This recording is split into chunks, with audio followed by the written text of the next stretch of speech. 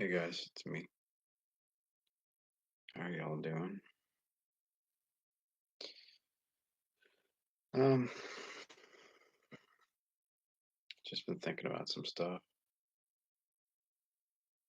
hanging out here at my crack house in Detroit. Um, I've been kind of half thinking about making some new music.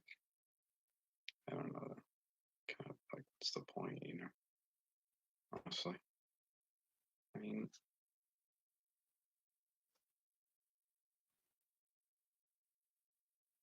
it doesn't really help anybody.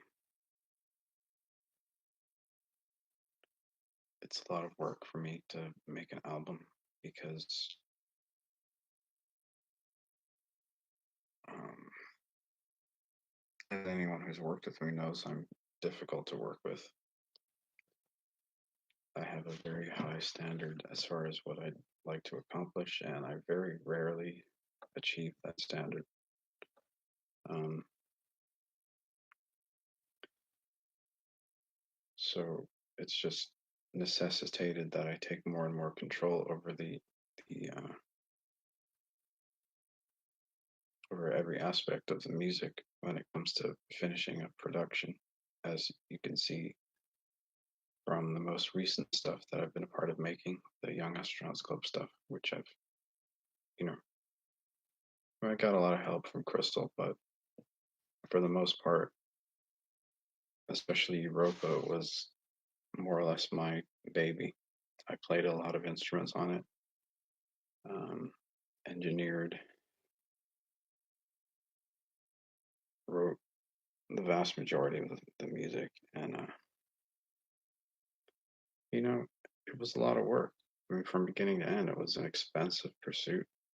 It was expensive for us to and me to finish that album.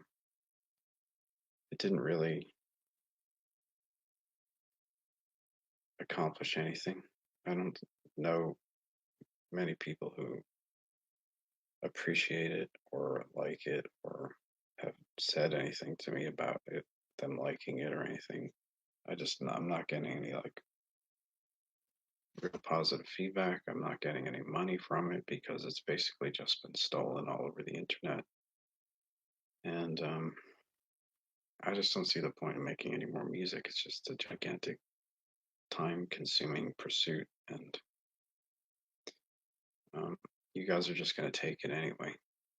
And I'm still going to have to pay to make it.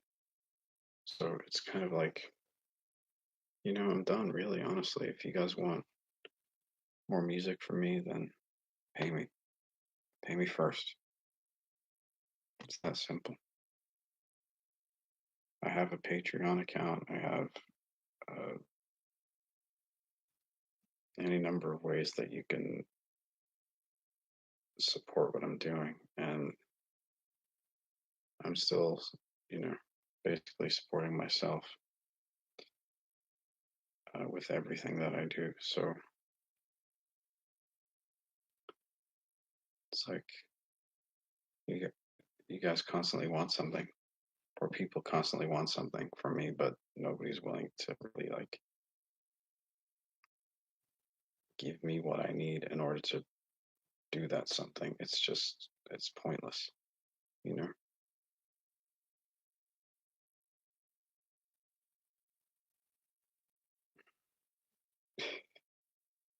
Uh, I don't really like Beck, but I do know that Nine Inch Nails actually is an influence.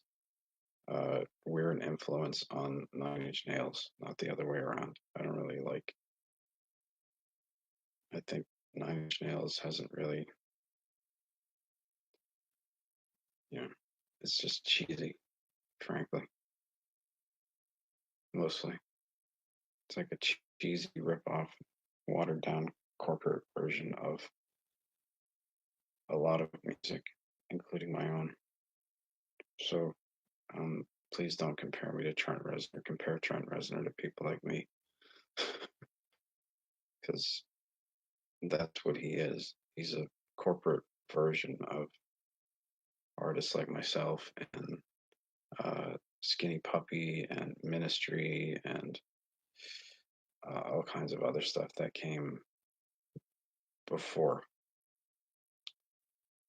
when he was just doing crappy dance music. So I've been making that kind of music for a lot longer than him. So, and he's older than me, which is kind of weird. It's kind of weird for old people to be copying kids, but hey, whatever. I need a glass of water, you guys. I'll be right back.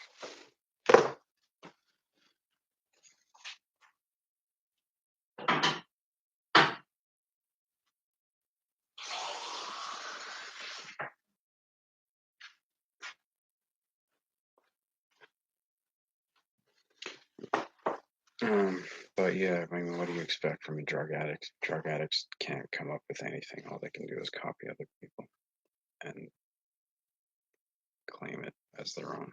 Try to pass it off as their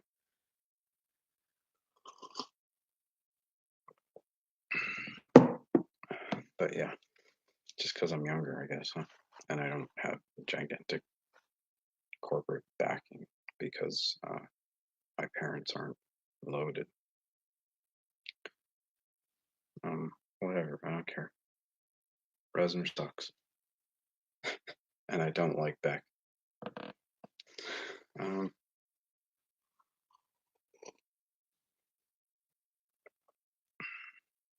those are just the corporate Jewish versions of.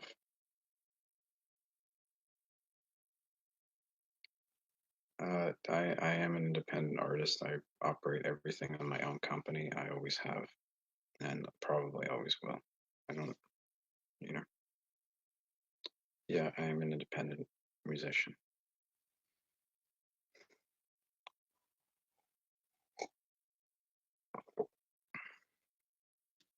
But I'm digressing. I'm not really doing any more music anytime soon because it's just pointless. Like, there's no support for what I'm doing, and it's just a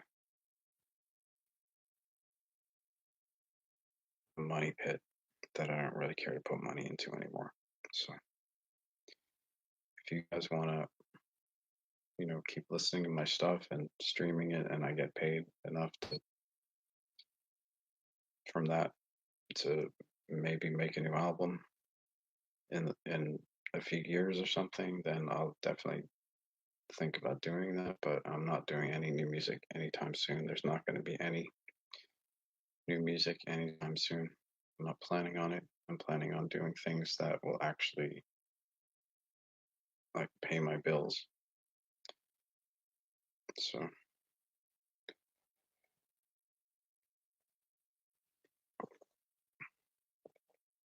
I we have our stuff on Amazon because of our distributor, which currently is a company in England called rootnote.com, ROUTE note.com.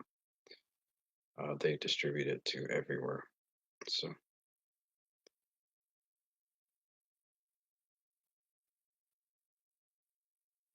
mhm. Well, it's been like 3 years or so. Let's see, we released our last real studio album in April of 2015 with the subsequent remixes and etc. and all that outtakes and everything over the year or so after that. So I haven't really released any new music in a good 3 years or so, something like that. And I haven't had a desire to even pick up an instrument to play in probably like a year. It just doesn't interest me. I have no desire to pick up an instrument. I have no desire to play live. It just doesn't, kind of done. Just done with it. Especially the fact that it's just a gigantic money pit. If you guys want to listen to my music and so I can get paid, then maybe I can do some more in the future. But until that happens, I'm looking at other things as an option for things to do with my time and to pursue for a living. What dream? I don't. There's no dream. It's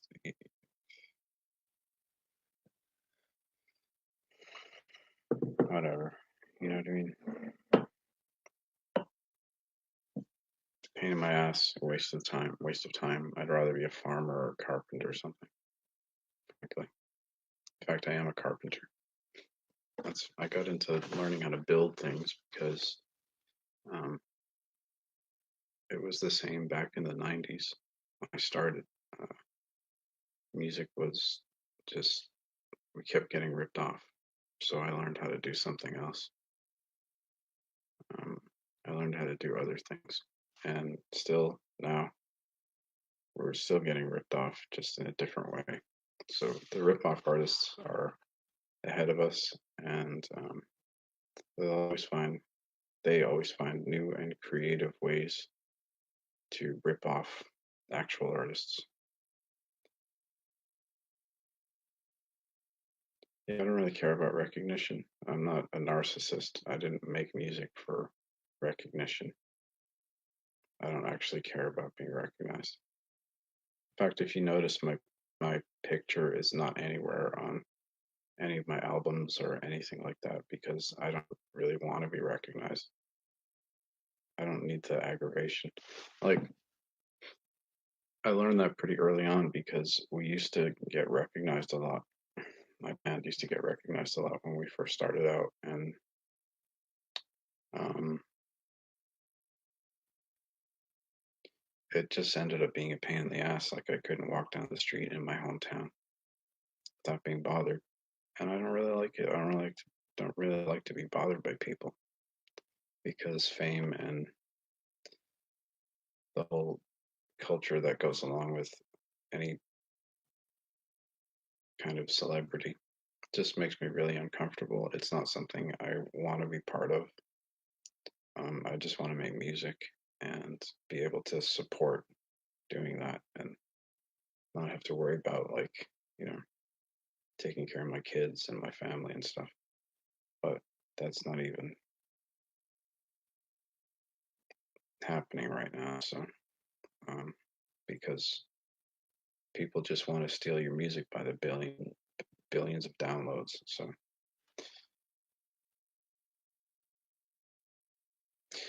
yeah, I think a lot of musicians are people who say they're musicians, which a lot of them really aren't anyway. They're just narcissists who are into music or use music as a way to get narcissistic supply. I'm not like that. I'm a musician. Like, for me, music is uh, a way to express and communicate thoughts, ideas, feelings, especially feelings. And I've made plenty of music where it just doesn't even have my name on it or any name on it that you would know is related to me because, um, like, I don't want the attention. Like, really, it's not about that for me. It's about the music, and I want people to listen to the music, and I want to make the music for people to hear. It's not about anything other than that. It's a form of communication, and I'm not about bringing attention to myself or selling, like, it's not primarily about bringing attention to myself or selling a product or anything like that. The first and foremost reason I got into making music was because I had something to express, and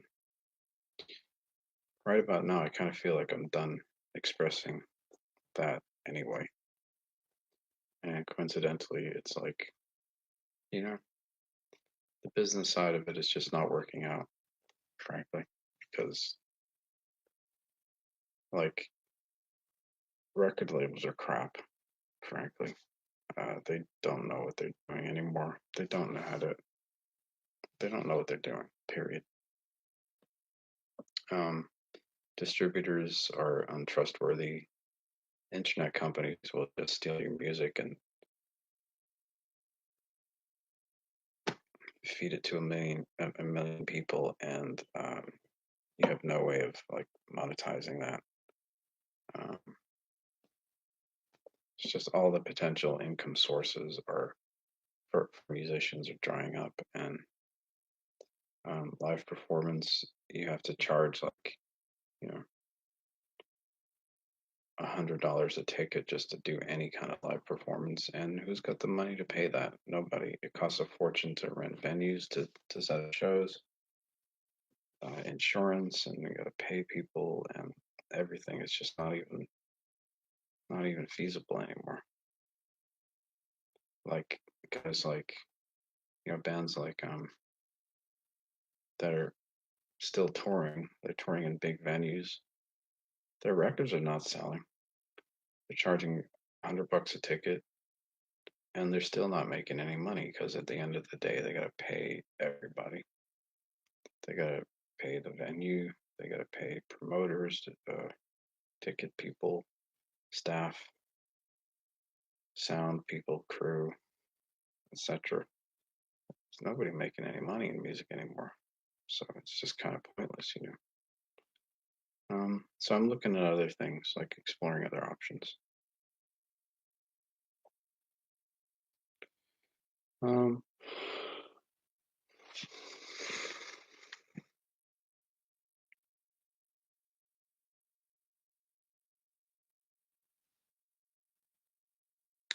yeah,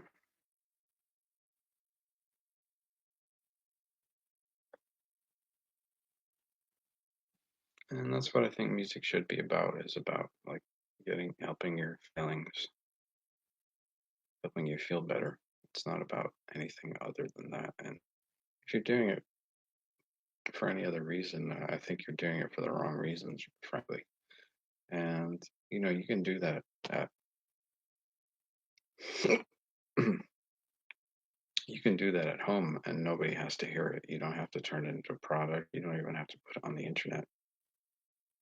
You can play music at home that nobody will ever hear, and there's nothing wrong with that. So I might do that if I feel like it, but I'm not gonna go out of my way to like turn it into a product anymore, or try to perform it, because I don't really I don't really feel like going through that aggravation, frankly. I think the last album that I made, which is Europa by Young Astronauts Club, um, it was just a gigantic pain in the ass to make, and I did not enjoy it. Mostly, I did not enjoy it. Um, there were some moments of of enjoyment, um, but those were mostly around the making of the record, not the actual making of it. That was that whole album was a gigantic nightmare to produce, and I think you can feel it in the music. It feels very tense and very claustrophobic, and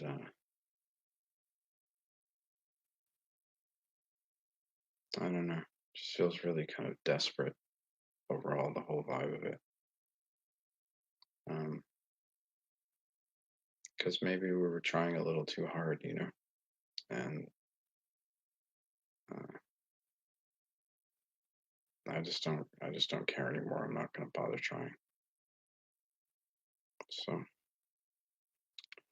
please don't expect anything from me when it comes to music, unless you're gonna pay me in advance, basically, because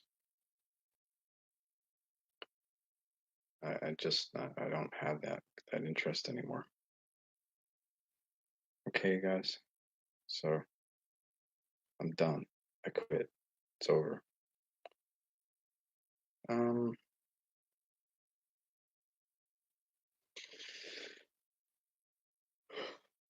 So yeah, I just wanted to talk about that a little bit, and I don't know. I'm gonna get together with some advisors this week and see what I can do about like exploring other options in terms of uh,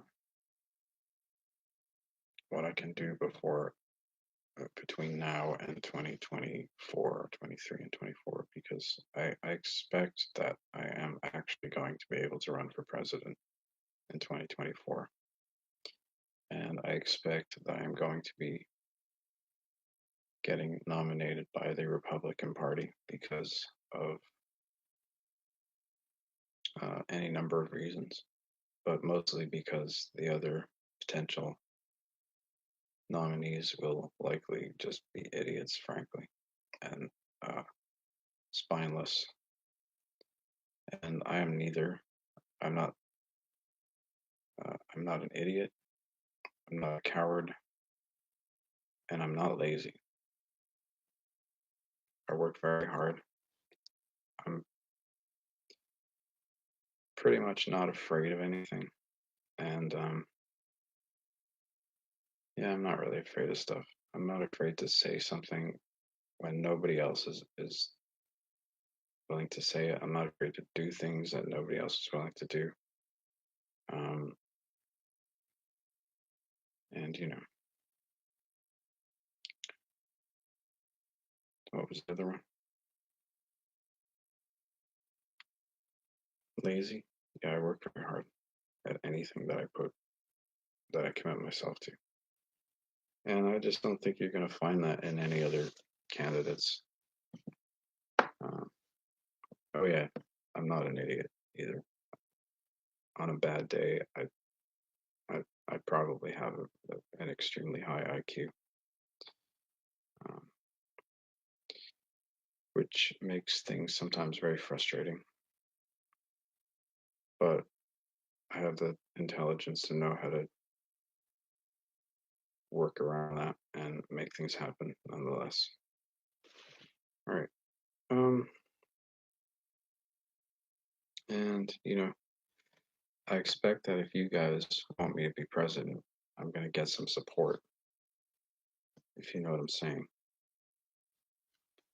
I'm not saying you guys on here necessarily, because I'm sure all of you guys watching me here on YouTube right now or in the chat probably just as broke as I am. But there are companies and businesses out there who can definitely put forward some support into what I'm doing. And I know that you guys know what page I'm on, and we have common goals and interests, and we can work together to get stuff done. So, yeah, I'm not opposed to corporate and company sponsorship,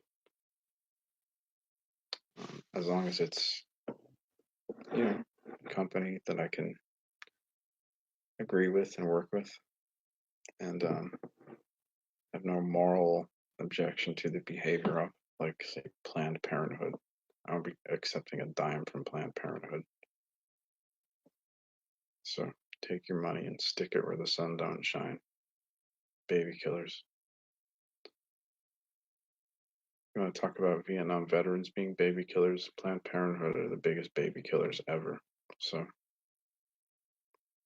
how does that grab you? All right. I need more water. If you guys want to hold on just a minute, I'll be right back.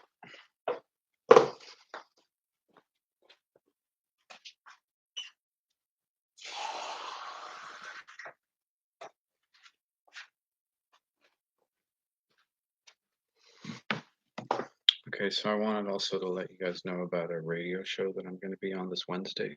I'm going to be on, I believe it's Aquarian Radio. This Wednesday, we're going to do like a Skype conference thing on the air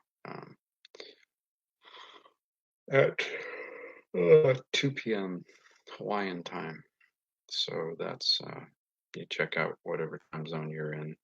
It'll be 2 p.m. Hawaii time. So feel free to tune into that Wednesday at 2 p.m. Hawaii Standard Time. I'll be talking with the host Janet lesson on there, and Hawaiian Standard Time. Hawaii is in the U.S. There are several time zones in the United States, so I don't know what time zone you're in. Check what 2 p.m. Hawaii Standard Time is in your time zone, and I will be on there and probably asking, or excuse me, answering a slew of questions pertaining to my experience in the uh, United States uh, time travel, or well, not time. Well, I mean, I wasn't in it really in the U.S. time travel program. I was in the an extraterrestrial time travel program, basically. And I was also in the U.S. DARPA project, which became known as Project Pegasus. First as myself, and then later on as a 42-year-old. Um, but traveled back to 1975 under a different name. So, yeah, this is going to be interesting, you guys.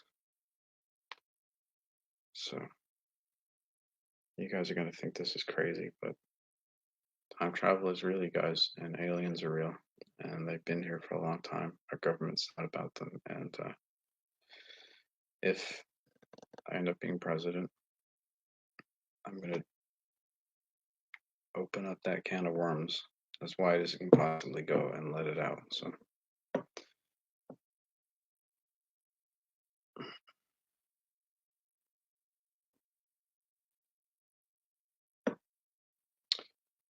um, time travel and the Mandela effect. Okay, so no, I did not watch Ancient Aliens. I don't watch television. I don't own a television set. I haven't owned a TV set for nearly 20 years. I threw my TV out after 9/11 because I was so disgusted by what I was seeing. Because I knew uh, very shortly after it that it was a gigantic hoax that was being perpetrated on the American people to manufacture consent for the war in Iraq. So rather than subject myself to the propaganda machine that is mainstream media television programming, I threw out my TV set.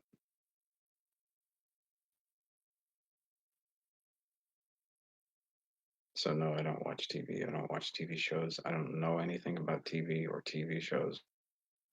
If I'm somewhere where TV is on, I'll get up and leave. If I'm forced to sit where there's a TV set, I will generally ignore it or turn it off.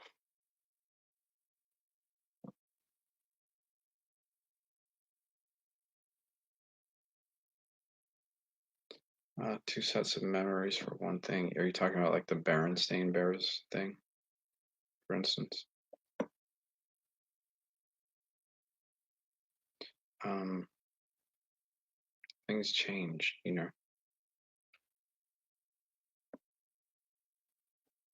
This timeline, this, I mean, there's only really one timeline. I don't know why people think that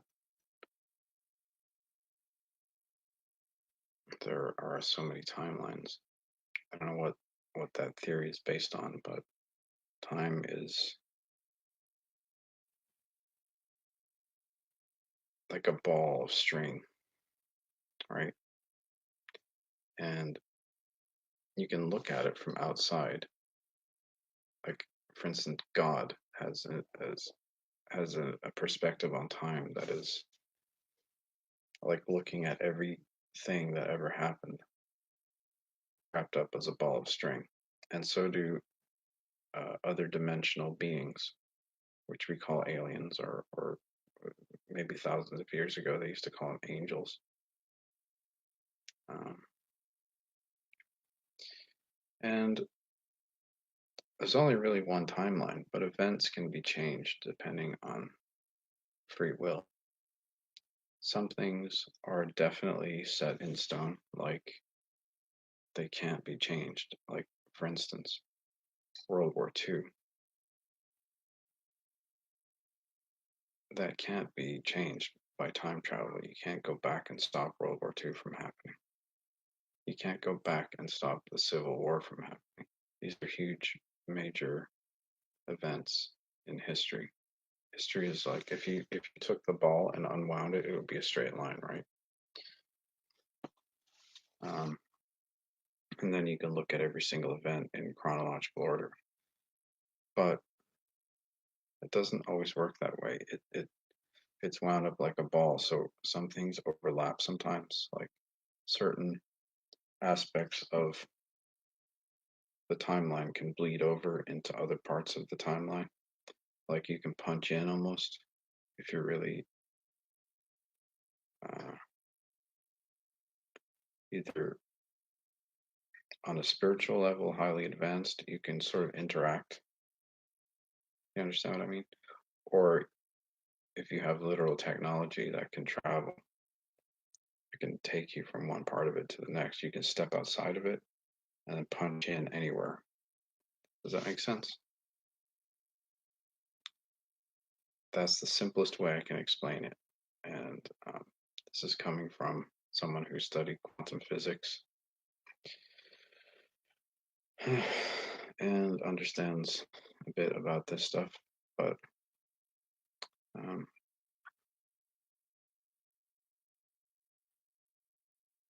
but yeah, the aliens, or as they used to call them, maybe angels, uh,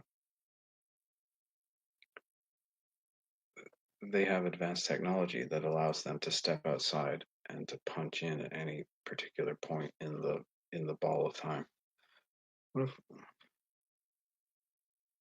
I don't know anything about the 24 timelines that I spoke of? I didn't speak about 24 timelines. So I don't know anything about that. I don't see things in terms of timelines. They don't really make like I don't think there are timelines. There's just one continuous line of time, and it's all rolled up like a ball.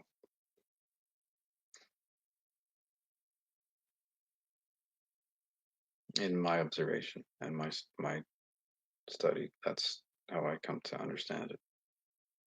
Um, no, I never said anything about 24 different timelines. I don't know what you're talking about. Uh, it is possible, I suppose, that I don't become president. That's entirely possible. I don't know. I mean, that could be a minor thing in the grand scheme of history. That could, like, someone else could step into that position and do the exact same thing that I would do, but the events will still not change. Like, it's all down to who's going to step up and fulfill that role. I think I'm the only person that's so far offered, and I'm the only person named Michael Macintosh running for president in 2024 when time travelers have allegedly come back and said that Michael Macintosh will be president in 2024. So you draw your conclusion from that for all you want. I don't know. Um, I mean, I can honestly say that I had considered the possibility that I would pursue that long before uh, anyone ever claimed to be a time traveler, saying that there would be a Michael Macintosh as president. in the mid 2020s. So I'm about the right age. I'll be like 49, 50 by that point. Um, Not too old, but not too young. I definitely know how to do the job already. Just kind of makes sense, you guys. Um, I don't remember saying anything about 24 timelines. That might have been someone else. But, so, yep, 2028 is when I would definitely want to declassify and make public the existence of time travel technology because I believe the public deserves to know. And yeah, the public just deserves to know this. Like, it's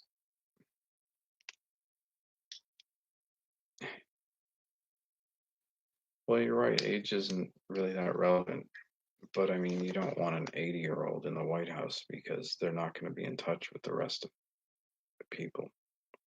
I mean, let's be honest. You want someone who has their finger on the pulse of what is going on in society and isn't like completely.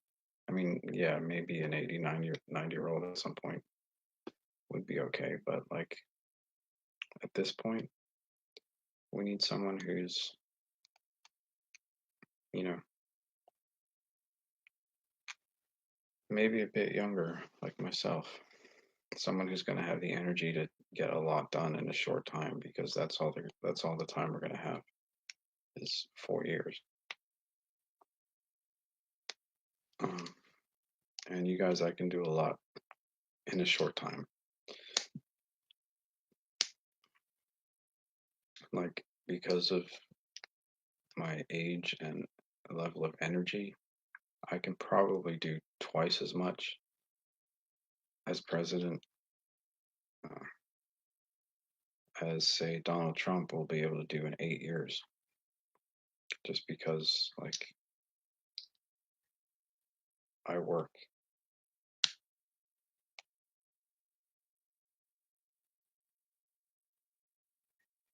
Yeah, and I would definitely provide evidence, satisfactory evidence to the public of the existence of extraterrestrial life because I know it exists. I've encountered it. I've seen it. I've been encountering that since I was a child. Um, and every time I try to talk about it, like, oh, that's crazy, or, you know, don't talk about that. It's like, well, you know, and then I meet a lot of other people who have the same stories as me, similar stories.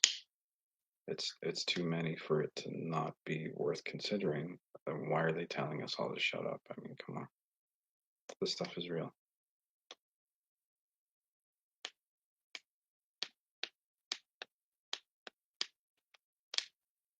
Yeah. Well, thank you, Nathan. I appreciate the support, and let's just hope I can raise the money to get on the ballot because it costs, it really does. Like it costs $3 million to get on the ballot in every state, and I just hope that you know I can help the Republican Party, especially to understand that like I'm 100% in favor of traditional Republican American values. Really, I've thought a lot about that lately, and like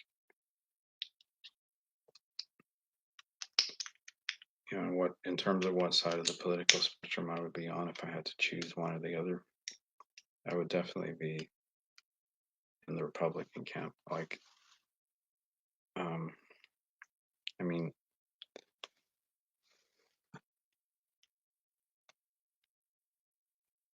ideologically, I have more in common with like Thomas Jefferson or Abraham Lincoln than say Bill Clinton or Barack Obama. I think we need to go back to that. And I think that will definitely help America.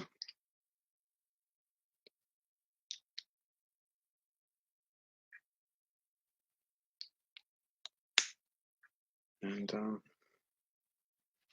that's what we're going to need to focus on for a long time to come still, because of what's happened in America and to America for the last 20 years at least, with George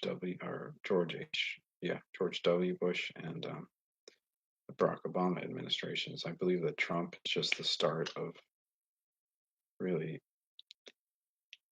fixing things, and 8 years is not going to be enough time for him to really do everything that he wants to do, and that needs to be done to really make America the greatest that it possibly can be.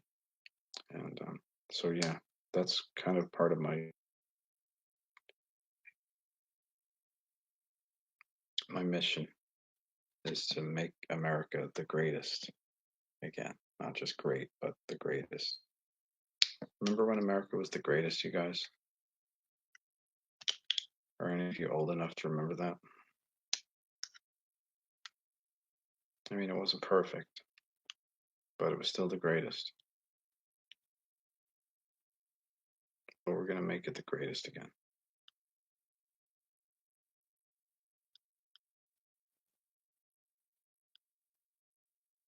We're going to bring it back to being the greatest.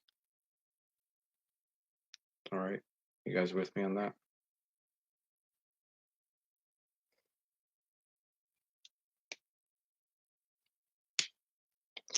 Yeah, I've talked extensively about my experiences with the Mars teleportation and the fact that there was a civilization there at one point, and we did figure that out through remote viewing. Uh,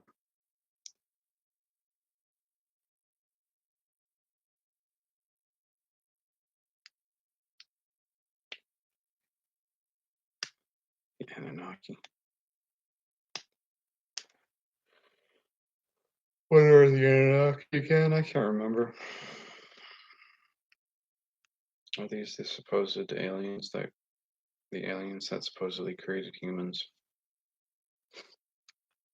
And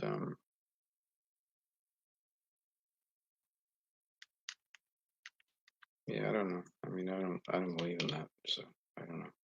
I mean, I don't really believe in the Anunnaki. I believe in the Book of Genesis. Frankly, I believe that God created Adam and Eve, and quite literally, and that we're, you know,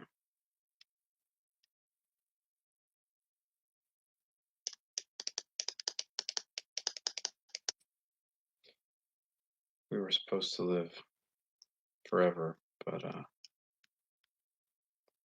Adam and Eve disobeyed God and rebelled against Him and cast us all into sin and death. That's what I believe. I know that, like,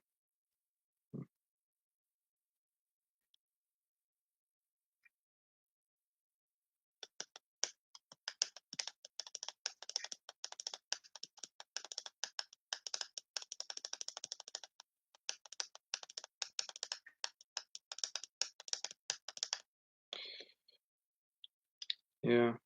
I mean, I know about the Anunnaki, and these are all interesting theories and ideas, but I don't think there's any real evidence for that personally. But if you have any to share, I'd be happy to consider it. But I've heard about that stuff for a very long time, and I've never seen any significant evidence to kind of back it up.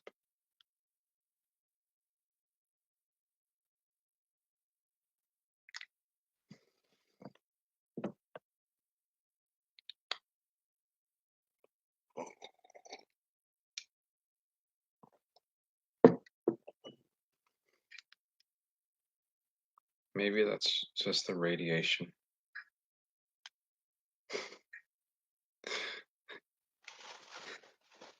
It's a joke. That's just the leftover radiation from Chernobyl and 3 Mile Island.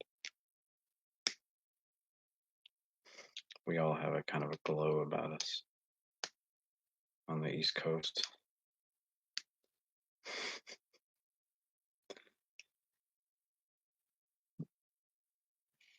What about it? I don't know. I mean, you guys think I know everything? I mean, seriously, come on. What about the lost extraterrestrial city? Why don't you go up there and find out? I dare you. Come go to the moon. Get yourself a few $1 billion together and go to the moon and see what's up there. Let me know when you get there. Because I'm not going.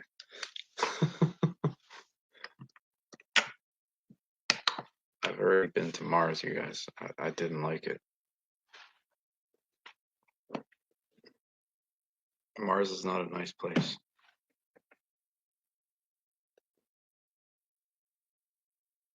It's full of creatures that want to eat you. We had to shoot them. Pew, pew. They died. We didn't.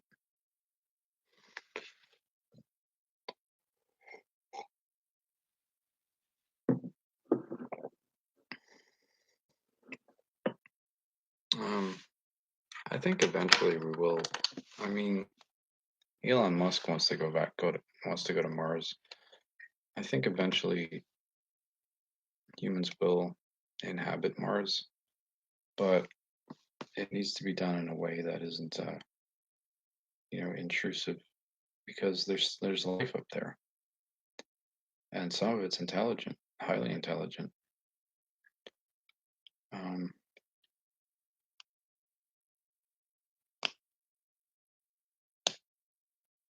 so it's like, we got to respect that and help them rather than try to just go there and take over. This is our planet. That's their planet. And we could cooperate. I'm sure some of them wouldn't mind coming here, but because Mars is very inhospitable at this point.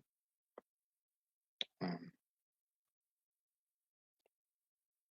but maybe we could, who knows, work with the Martians to create an interplanetary civilization. I have no idea, but that's just a theory. I mean, they liked me. They were nice to me. They might eat other people though. So, but they don't have a problem with me. I could act as like some kind of intermediary, perhaps again, as I did in the past with them and humanity. I'm good like that. Um,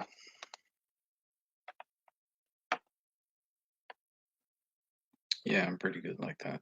It's in my nature to kind of. It's always been in my nature to be like that, to kind of see both sides of things and be a good mediator. Just ever since I was little, I was really good at that. Um,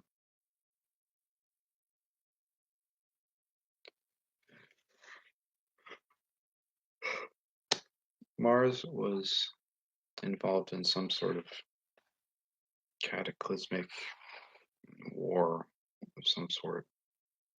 It was like a nuclear war, or some weapon was used, and it just destroyed the civilization there. And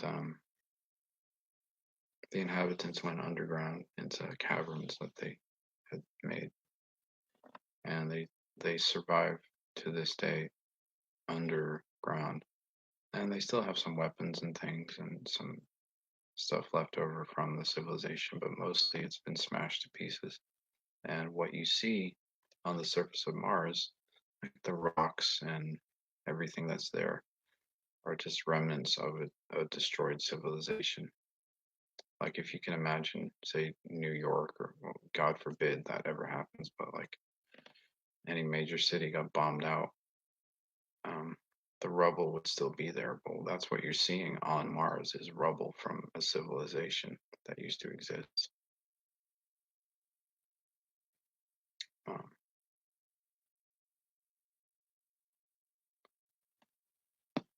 and we know that from teleportation and remote viewing, and I'm sure somebody's time traveled back to the past of Mars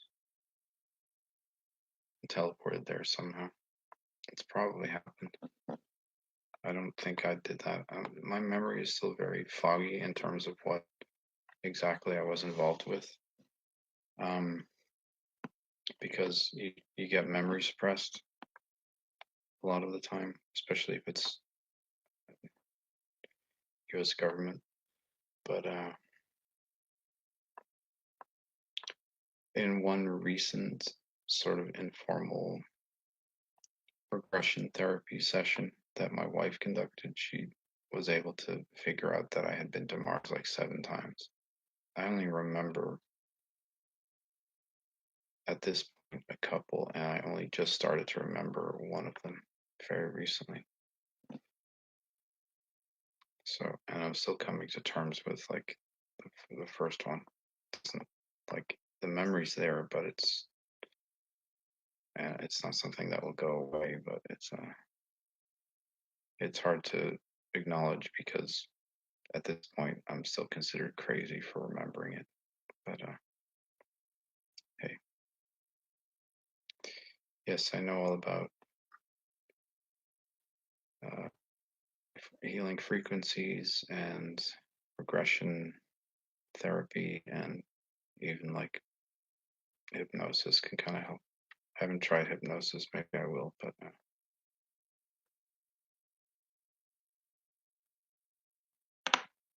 time travel.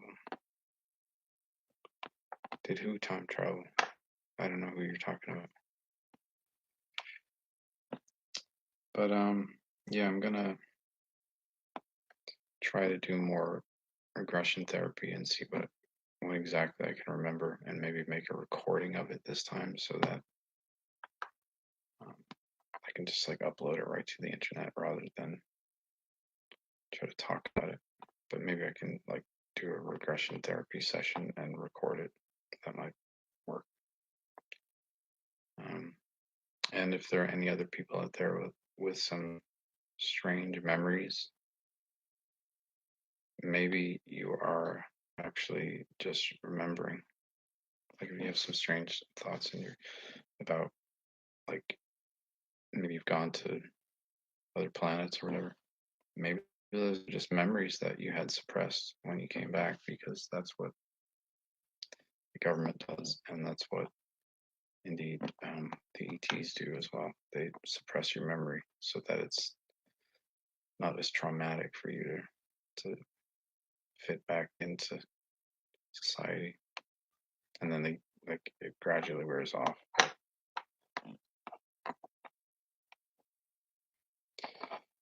Um, I don't think you can get addicted. I think what you are right now is addicted to bad frequencies because you've been exposed to them your whole life. You've been exposed to, for instance, a 440 hertz music, which is uh, really pretty bad. It's very destructive to the human mind, body, spirit, everything, and it's everywhere. So, natural frequencies are nothing you can be addicted to. They're natural. It's like water. Can you be addicted to water? Not really. To water.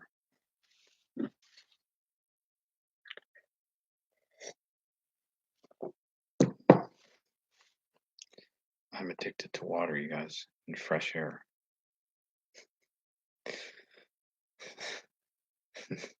They'll probably start calling that an addiction before you know it.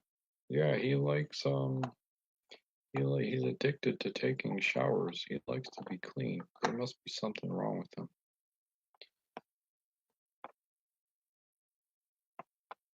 I have heard about that that Russian kid who claimed to be from Mars. Yeah, it's entirely possible. And there's age regression technology as well that extraterrestrials have, which I'm sure by now some of the governments have. Maybe. I don't know, maybe. But yeah, he could have easily come from Mars, from like the future Mars or something, and sent back in time and then age regressed. Actually, ETs can do that stuff. The so-called gray aliens, they can do that. They can do all of that stuff. I don't know what the government knows. I mean, the government is a lot of people, so different people know different things. It's not like there's a conspiracy to, you know, well, on certain levels, there are departmental policies that are, deny everything, systematic denial in certain departments. But different people know different things on different levels of everything. But just the official policy is to deny everything, and I want to change that. I want to, stop the official denial and make everything public and provide evidence of the truth. Oh, and we can do that. I think I know how, and I think I know where there is even technology that could be made public, but I can't say where because if I say where, then it could get moved. So that if I did end up getting into the office of president, it would be gone by the time I got there, and I would have nothing to show to anybody. So I'm pretty sure I know where there is some advanced technology, alien technology, and I'm pretty sure I know where there are indeed extraterrestrial beings.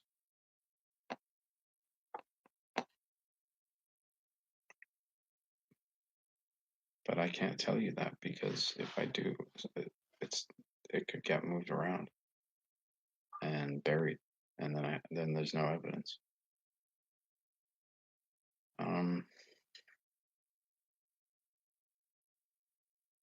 So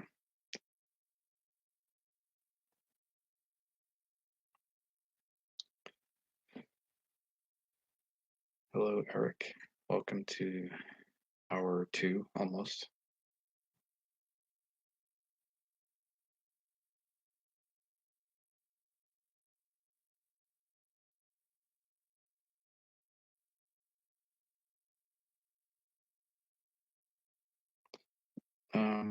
Michelle, that if that's a dream, it might not really be a dream. It could actually be a real experience that you just perceive as a dream right now. But maybe this actually happened to you in reality.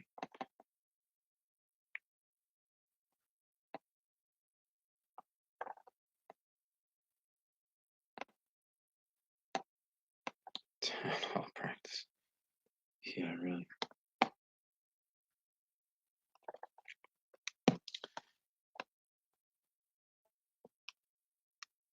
Yeah.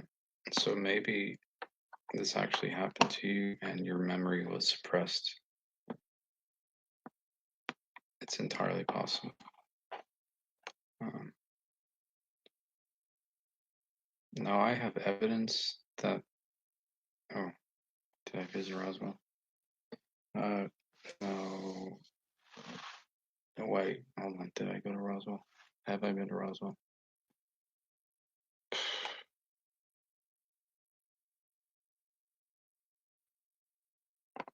Um.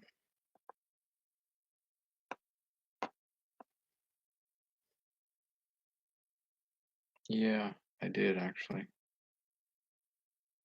Now that I think of it.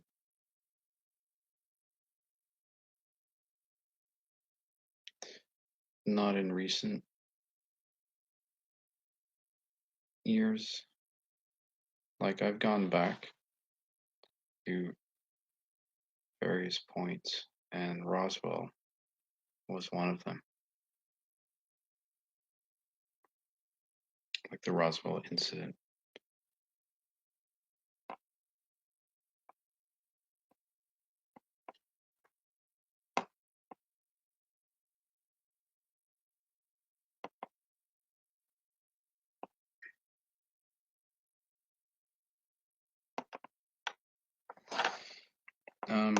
You guys, I'm a little hungry. I don't know if you want to wait a minute, but I really need to get a snack, so just hold on a minute. I'll be right back.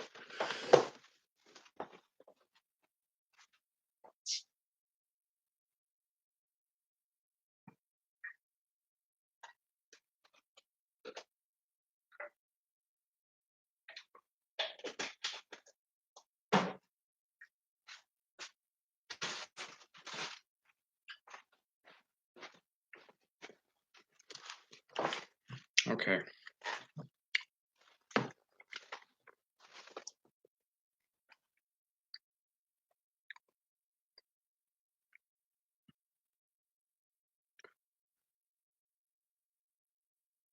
Astral stuff. Um, I like bananas.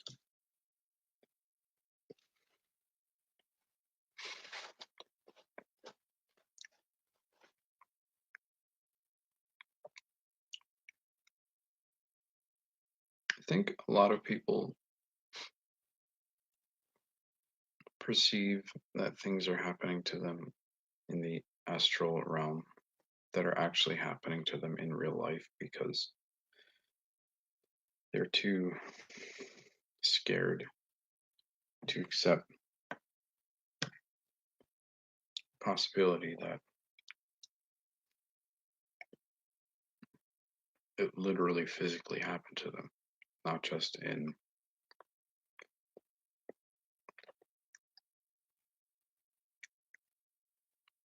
like higher dimensional uh, reality, which does exist. I mean, I'm not denying that there's a fourth, fifth, sixth, seventh, 4, 5, 6, 7, 8, 9, 10, all the way up to probably infinity dimensions. But like, so I guess when I mean literally, I mean just on the third dimensional level and lower. Um, because the physical realm and the physical mind has a tendency towards shielding itself from pain.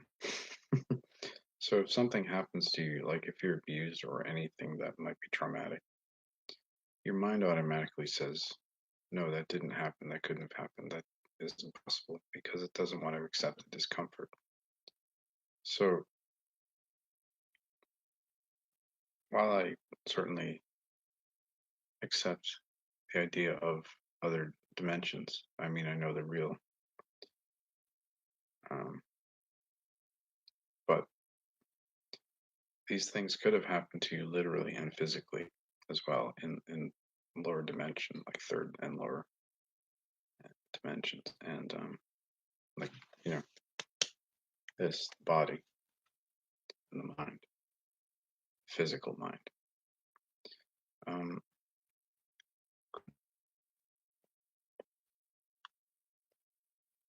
like if you dreamt that,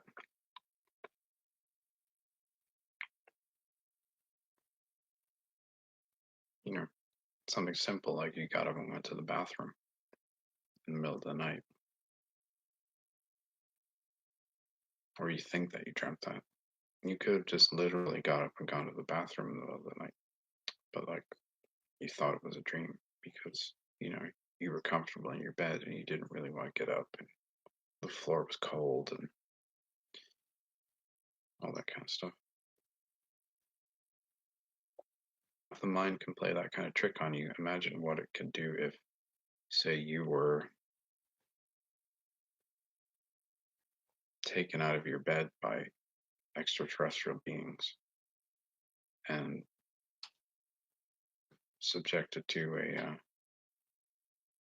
like a like implants and this kind of thing, you would want to convince yourself that that didn't really happen to you physically, because you might feel like you know your your right to choose what happens with your body is has been violated, so that couldn't possibly happen to you in real life in third dimension and lower.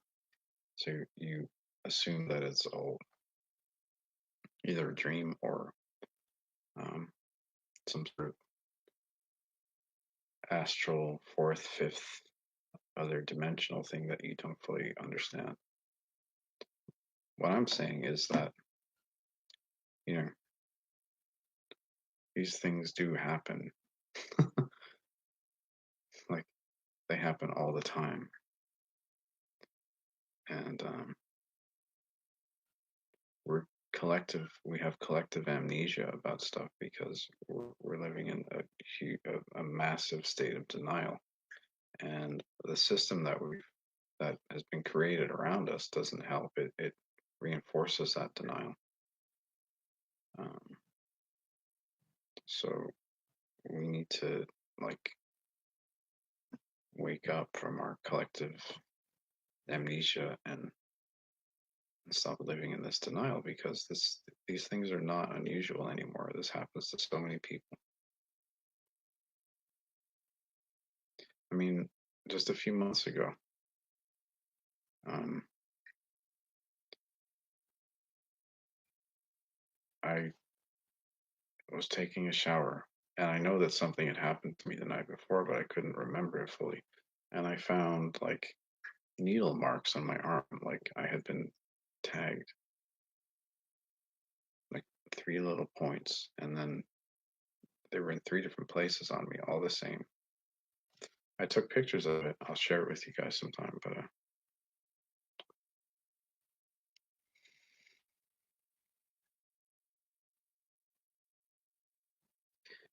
But there is a systematic, like, departmental conspiracy to cover all this stuff up and to make people who believe in it seem crazy or marginalize them or whatever.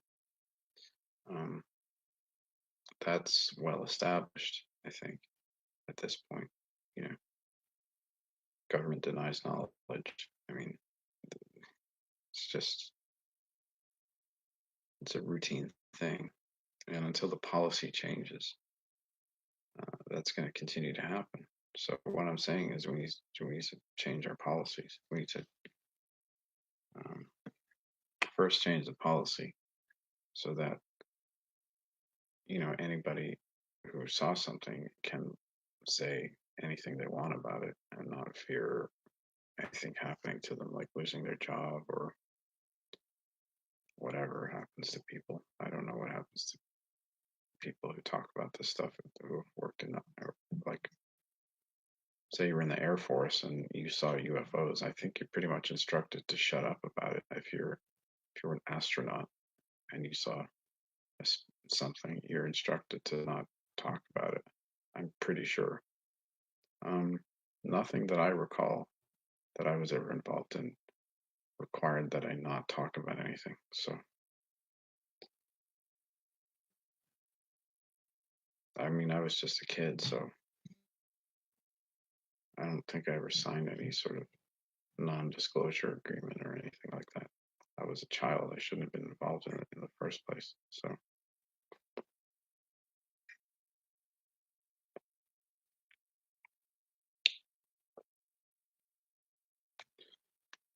hmm. Yeah, Area 51. Yeah. Um, Area 51 is just Section 51, which is a time travel section, actually. I know that for a fact because, like, uh, involvement. And I think some of the supposed time travelers, or at least one of them, in Apex TV, talks about Area 51 or Section 51, and you know, lets us know that that's indeed what it is. It's a time section that like this time section that we live in,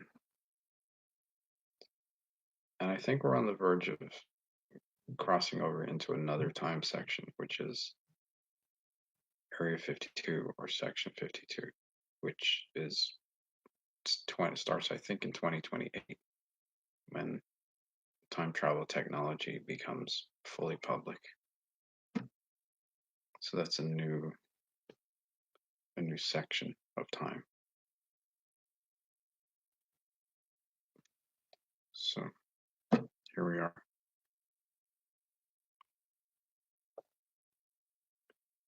Yeah, abductions are not that unusual anymore. I mean, there are real alien abductions, and then there are like military abductions that appear as alien abductions. Like the military does their own cataloging and investigation of civilians and whatnot, and makes people think that it's alien. But it's pretty easy to tell the difference, I think.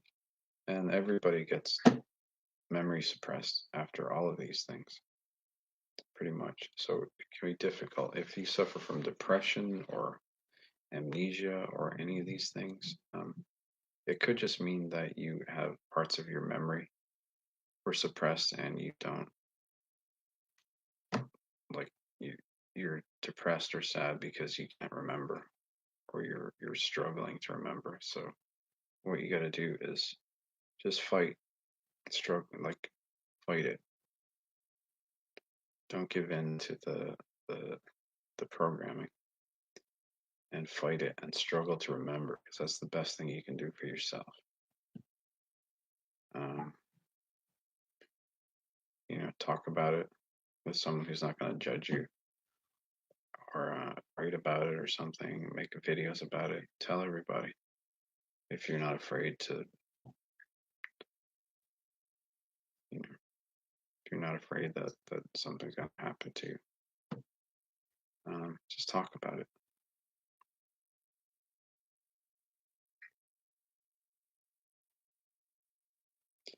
Yep.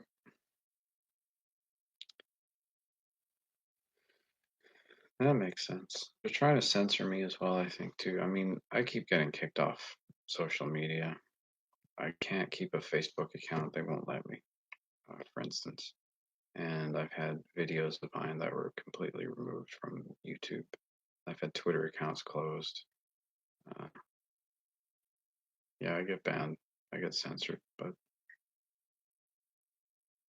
my search results get like pushed down. My Google search results get like they disappear. It's really weird. Um, it is like there is some sort of conspiracy to keep me from getting information out to people right now. Whether that changes or not will be seen, I guess. But yeah, there definitely is communication difficulty in getting this info out. Uh, but that is to be expected, you guys. Really, we should expect that.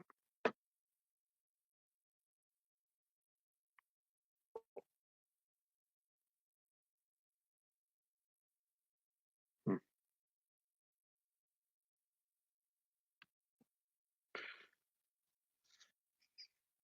Well, that's cool though. I mean, it seems like more and more people are talking about it, and that's another thing that's going to add to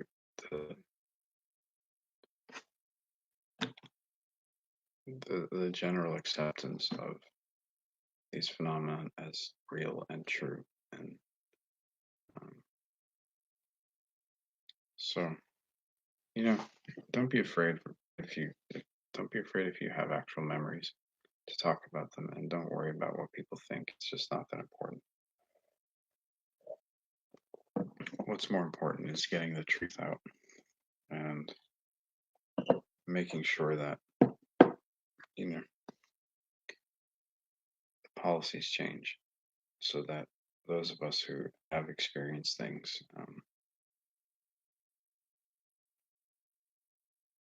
can talk about them and aren't thought of as crazy. Because we're not. I mean, do I seem like a crazy person to you, frankly? I'm learning to look at myself more objectively and everything, and I don't think I am a crazy person, really. I think I've just had some experiences that um, I'm willing to talk about, and I think it's healthy for me to do that. I think it's healthy for other people to hear this stuff because you know they'll know that they're not alone, and they'll know they're not crazy, and we're making this a movement again, like as well. This is all this we're making this a movement.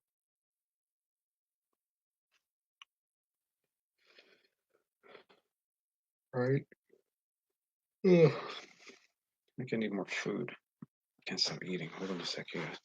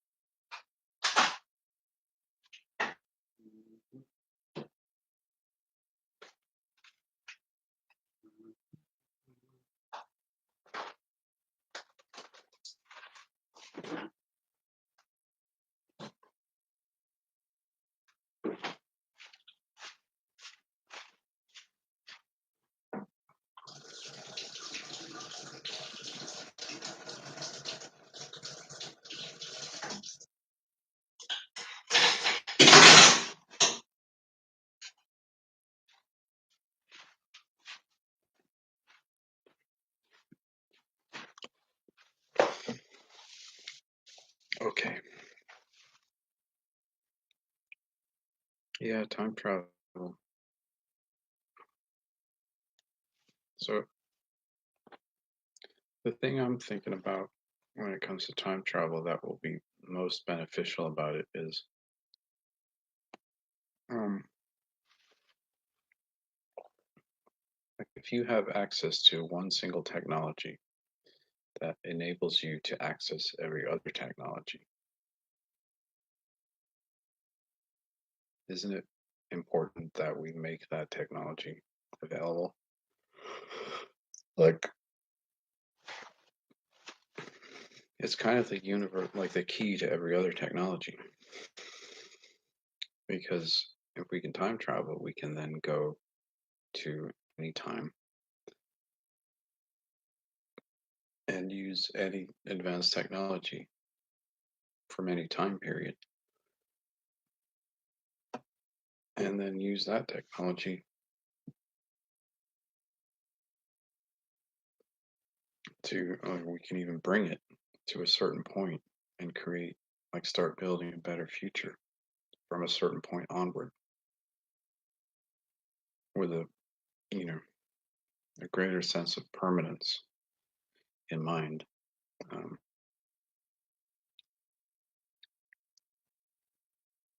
like, for instance, if we have, uh, say, I don't know, maybe 1,000 or more, maybe thousands of years ago, they had advanced technology that enabled them to, I don't know, like air purification technology or something. We'll take a hypothetical example. Now we could take that air purification technology and transport it to, say, 3000 AD and leave it there. And then we can use other technology and bring it to that point also, and take all the best from all over time and bring it to that point and create a more permanent world from that point onward. Like we could actually like um,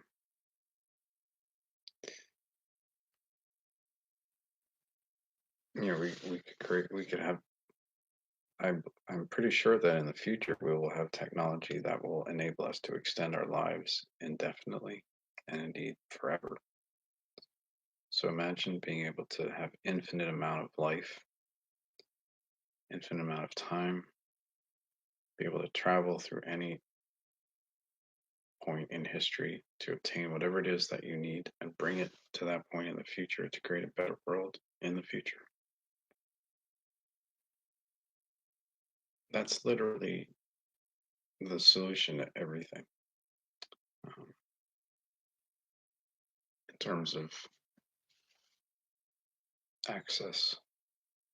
And that's why I think it's so important to make time travel public, is because uh, it contains part of this, a huge part of the solution to all the problems of future Earth that we can also live in.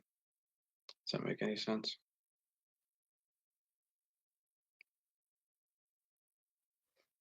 Mm.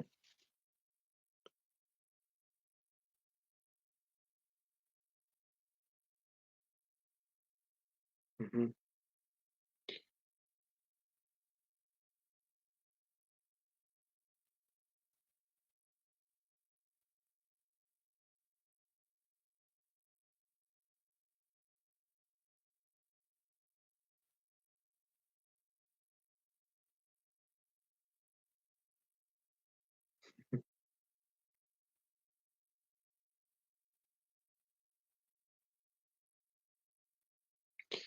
Yellow looking objects. I don't know. Take a picture of it. I don't know.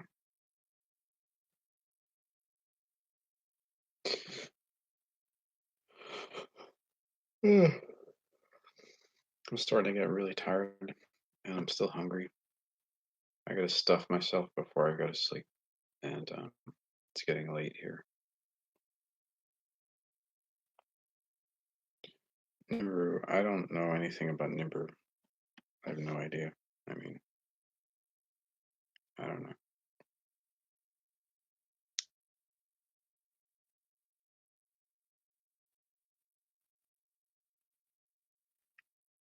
Yeah, well, future Earth doesn't, you know, can be way better. Like we don't have to choose anything destructive or harmful, and we can create an Earth and a system that has a greater sense of permanence about it and brings more happiness to humans. Like, just think of all the possibilities, right? That you can possibly think of and have them all exist at one point onward forever, and you exist alongside it. And anyone cool or that you like or that has ever existed can be brought back from that point onward. That's the future. Like that is our future. That's not going to happen realistically for like 1,000 years from now, but we can go to that point. We can pretty much skip over everything if we have time travel and just start from there and reach back into the past to obtain things that we might need for that future. Um, Quite literally, physically do that. I'm not talking about like astral stuff or anything like that. I'm talking about physical. I'm pretty much talking about purely physical, but like with time travel technology, that is something that we can actually do. Uh, that's where I'm coming from when it comes to that. I'm thinking practical terms of like practical application and usage for it, not just for entertainment. Like I want to live,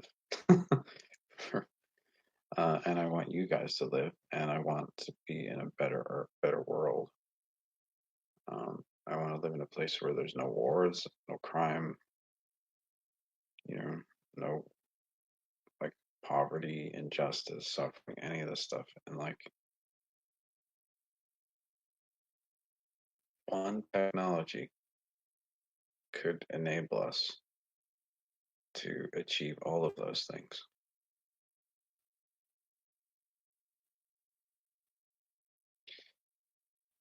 Hmm.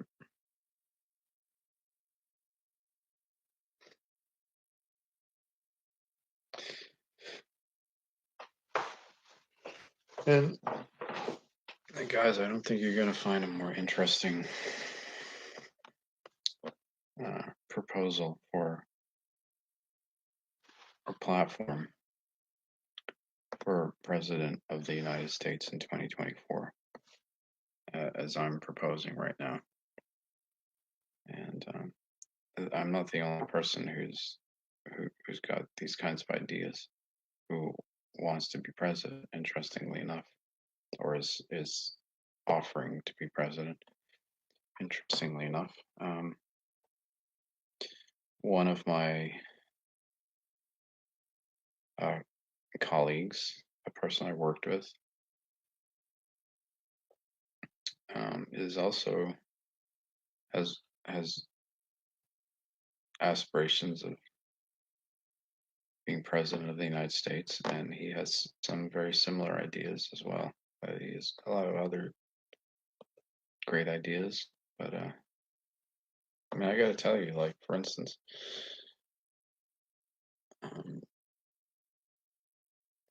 you guys know the wall?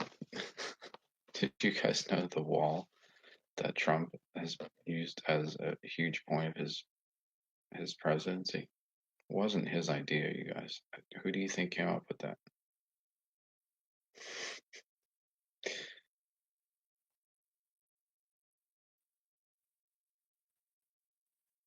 I mean, I was talking about the Great Wall of Mexico like 20 years ago now. So,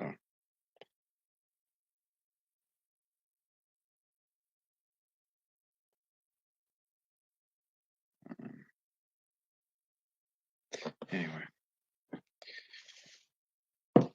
I gotta get some food. I gotta hit the hay. I got some stuff to do in the morning, and it's getting a bit late here. My kids are in bed. My wife is in bed, and I'm up talking, and I'm sure I'm probably disturbing people. So I'm gonna end this here, and I'll try to talk to you guys tomorrow if you want to do another stream at the same time, same bat time, same bat channel. We can talk about some stuff, toss some ideas around, figure out what we're gonna do, because this is happening. This is really happening, you guys, and this can really happen. And we just have to want it. All right, this is Michael Macintosh. Live long and prosper.